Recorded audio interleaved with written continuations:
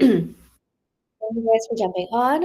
Like I said, about 10 minutes of just here's all the things you need to know about iReady, and then we'll stop for some Q&A.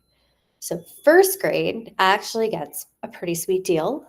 You only have 2 components for any student to take. There is no third add-on anything. So first grade only needs to do the online diagnostic, which is just like the math. When your kids log onto their iPads, it should already be assigned. So they should be able to toggle back and forth between reading and math. And then they will do a letter naming fluency task, which is a 1-minute task, one-on-one with you or a reading specialist. That's it. They will not qualify for a third task. It's not on the fall guidance for first grade. They may have extra tasks in the winter or the spring, but not at the beginning of the year, which is good. You can do those 2 things in any order. So if we haven't, I know there are some iPad updates that are happening in the background to get iReady up and going. If you feel like your kids aren't quite ready to take the reading diagnostic on the iPad on Monday and you want to get started, you can get started with that letter naming fluency task. So I'm going to go in and show you what that component looks like.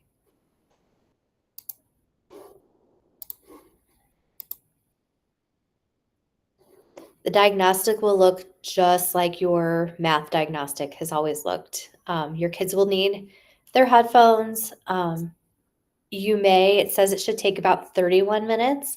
I would say make sure you have like 2 25-minute times set aside so they're not trying to do all of it at one time.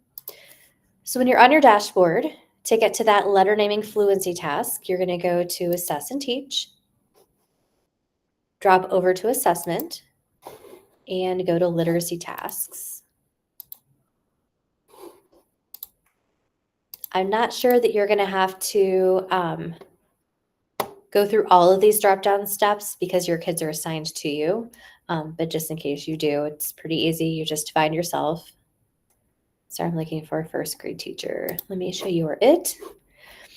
So you'll probably just have to select the things in this bar right here. So your task is letter naming fluency mixed case. Form is Form 1. You'll know that your kids are ready to take it because you'll have this little actions button right here. If I accidentally picked a different test and picked Form 1, you would see it's not assigned to them. So you really can't mess it up. You just have to pick the right task. So letter naming is what we're doing, mixed case, Form 1. You can see right here, the student form, teacher form, which is if you were hand recording it. And then if you're like, it's new, I just want to kind of run through how this goes, they do offer digital practice for you. So if you want to go in and try, giving it to a pretend student and seeing what that looks like, you are more than welcome to do that to practice. I also showed that to your LTA so they know that that's there if they want to practice. When you're ready to give it to a student, you're going to come over to Actions, Administer Task Digitally. That does not mean the kiddo is going to do anything on their iPad. It's just you're entering the data on your device instead of manually means you're recording what the kid's saying on paper and then coming back to input data later. We do not want to do that. We want to just do everything digitally. So you're going to pick that first option.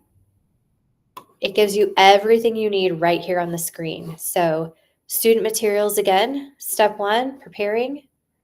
I'm going to open that up. I will also download this and send it to you. Page 1 is really a teacher recording page, so you don't need the first page. Page 2 is the student practice page, so they have 10 items they can practice on. Page 3 is what they're actually going to be assessed on. It is okay to give them like a guide, so if you want to cover all but the bottom row with a piece of paper, move it down.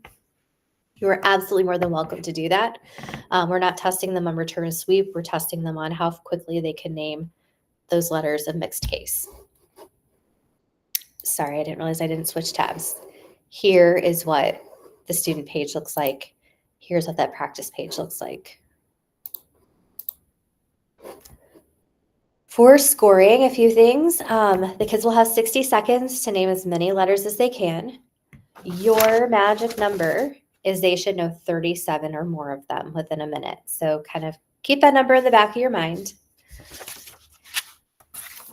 If they name something incorrectly, if they sound, if they skip an item, you're going to mark that as an error. If they don't get it after 3 seconds, you are going to count it as an error. You can give them that answer. So if they blank out on what a T is, they sat there for 3 seconds, tell them that's a T, point to the next item, have them go on. So 3-second wait time. If they self-correct, you're fine to give it to them as a self-correction. There's a student practice. What I really like is it takes you step by step. There's no like drop downs like we had to worry about previously. Tells you what to say, tells you what to do. Kids are going to practice these as quickly as they can. They can practice them, it says up to 3 times until the student has correctly named all the letters. LTAs were very worried, well, what if they've done it 3 times and they still can't correctly name all the letters? We're required to collect the data on the students. So even if it's their 3rd time, they can't name all those letters, we're still going to go on and do the task with the kids, even if they don't have them all after that 3rd practice.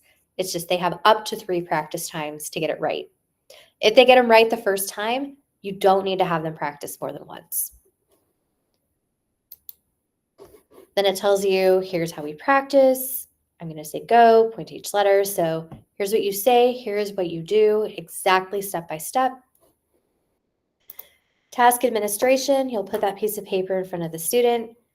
You can't, one of the things I really like, you can't forget to start the timer because you can't click on anything unless the timer is running down.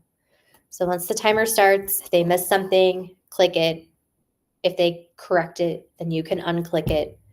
When the timer dings at the end of 60 seconds, it's going to flash across your screen, kind of almost freezes your screen like mark last letter. You will either hold down on the mouse or right click, and then it will tell you to mark the last letter. And that's it. So this and the diagnostic are all the 1st grade has to do. I know you heard at summer training that there's an additional task. A lot of grade levels do have an additional task for kids as part of the dyslexia screener. 1st grade does not. This fulfills everything that we need to do as far as the screening process and identifying kids who will need an RSP. So those are your 2 pieces.